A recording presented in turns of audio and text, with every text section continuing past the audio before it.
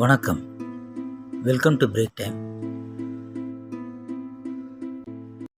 2 குற்ற சம்பவங்கள். ஒண்ணு வந்துட்டு கேரளாவுல கிரிஷ்மாங்கிற பொண்ணு வந்துட்டு தன் காதலனுக்கு ஜூஸ்ல விஷம் கலந்து கொடுத்து கொன்ற குற்றத்திற்காக அந்த குற்றம் நிரூபிக்கப்பட்டு இப்ப தீர்ப்பு வழங்கியிருக்காங்க. அதேபோல கொல்கத்தாவுல ஒரு பயிற்சி மருத்துவரே வந்துட்டு அங்குள்ள காவல் நிலையத்துக்கு உதவியாளரா வேலை செஞ்ச ஒருத்தவனையும் வந்துட்டு கற்பழித்து மிக கொடூரமாக கொலை செய்த அந்த குற்றத்திற்காக அவனுக்கும் தீர்ப்பு வழங்கப்பட்டிருக்கு. இந்த 2 தீர்ப்புமே வித்தியாசமா இருக்கு. முதல்ல இந்த கேரளாவுல நடந்த சம்பவத்துல கிரிஷ்மாங்கிற அந்த பொண்ணுக்கு தூக்கு தண்டனை விதிச்சிருக்காங்க. இந்த தீர்ப்பை எல்லாருமே ரொம்ப பாராட்டி பேசுறாங்க. ரொம்ப திருப்திகரமா இருக்கு இந்த தீர்ப்பு. அந்த கிரிஷ்மாவுக்கு தூக்கு தண்டனையோட சேர்த்து 2 லட்சம் ரூபாய் அபராதமும், வசீகரித்து வீட்டுக்கு அழைத்து கொண்டு போனதற்கு 10 வருஷம் சிறை தண்டனை, அது இல்லாம 1 லட்சம் ரூபாய் அபராதமும் விதிக்கப்பட்டுள்ளது. இது போல விஷம் கொடுத்ததுக்கு 5 ஆண்டு சிறை தண்டனை, அதுக்கு 50,000 ரூபாய் அபராதம். இதுக்கு உடந்தையா இந்த தாய் மாமா நிர்மல்குமாருக்கு 3 வருஷம் சிறை தண்டனை கொடுத்திருக்காங்க. அவருக்கும் 50,000 அபராதம் கொடுத்திருக்காங்க. இந்த வழக்கில் சிறப்பா செயல்பட்டதற்காக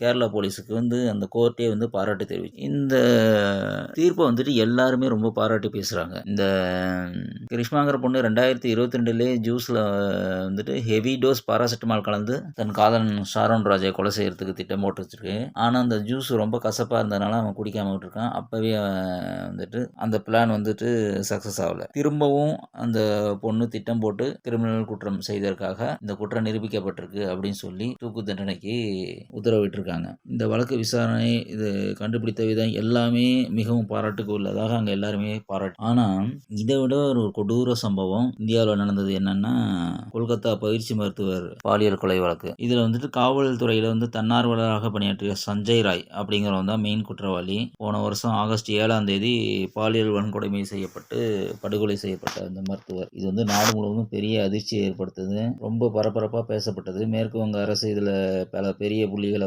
காப்பாற்றுறதுக்கு உண்மையை மறைக்க பார்க்குறாங்க அப்படின்லாம் சொல்லி கடுமையான விமர்சனங்கள் எல்லாம் அப்புறம் அரசே கையில் எடுத்து இந்த வழக்கை விசாரிக்க ஆரம்பிச்சு இப்போ ஜனவரி 18 தீர்ப்பு வழங்கியிருக்காங்க. அதில் என்ன சொல்லியிருக்காங்கன்னா, பாலியல் வன்கொடுமை வழக்கில் குற்றம் நிரூபிக்கப்பட்ட சஞ்சய் ராய்க்கு 64, 66 மற்றும் 103 பிரிவு 1 கீழ் பாலியல் வன்கொடுமை மற்றும் கொலை குற்றவாளி அப்படின்னு நீதிமன்றம் தீர்ப்பளித்திருக்கு.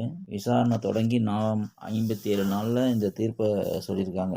இது என்னன்னா, சஞ்சய் ராய்க்கு 50,000 ரூபாய் அபராதமும், சாகும் வரை சிறை தண்டனையும், ஆயுள் கால தண்டனையாகவும் வழங்கியிருக்கு. இது அதிருப்தியாக தான் இருக்கு எல்லாருக்குமே இந்த தீர்ப்பு. அவனுக்கு ஆக்சுவலாக மரண தண்டனை கொடுக்கணும்னு எல்லாருமே எதிர்பார்த்தாங்க. ஆனால் ஜட்ஜி என்ன நினைச்சாரு தெரியல, ஆயுள் தண்டனையை கொடுத்துருக்காரு. இப்போ இந்த தீர்ப்பை எதிர்த்து மேல்முறையீடு செஞ்சிருக்காங்க. எதிர்த்துனா இவனுக்கு ஆதரவாக கிடையாது. உச்சநீதிமன்றத்தில் அரசே மரண தண்டனை கொடுக்கணும்னு சொல்லிட்டு வழக்கு தொடுத்திருக்காங்க. இது கிட்டத்தட்ட டெல்லி நிர்பயா கேஸ் மாதிரி தான். இதில் என்ன பாரபட்சம் பாட்டு இப்போ ஆயுள் தண்டனை கொடுத்தாங்கன்னு தெரியல. இங்கே ஒரு பெண்ணுக்கே குற்றம் செய்தாலும் மரண தண்டனைன்னு சொல்லி தீர்ப்பு கொடுத்துருக்காங்க. இது கொடூரமாக கொலை செய்த ஒரு இந்த மனித மிருகத்துக்கு ஆயுள் தண்டனை கொடுத்தது எல்லாருக்குமே விமர்சனத்துக்குரியதாக பார்க்குது. கண்டிப்பாக இது மரண தண்டனை தான் கொடுத்துருக்கணும். உங்களுக்கு இந்த சேனல் பிடிச்சிருந்தா மறக்காமல் லைக் பண்ணுங்கள், கமெண்ட் பண்ணுங்கள், ஷேர் பண்ணுங்கள், சப்ஸ்கிரைப் பண்ணுங்கள். தேங்க்ஸ்.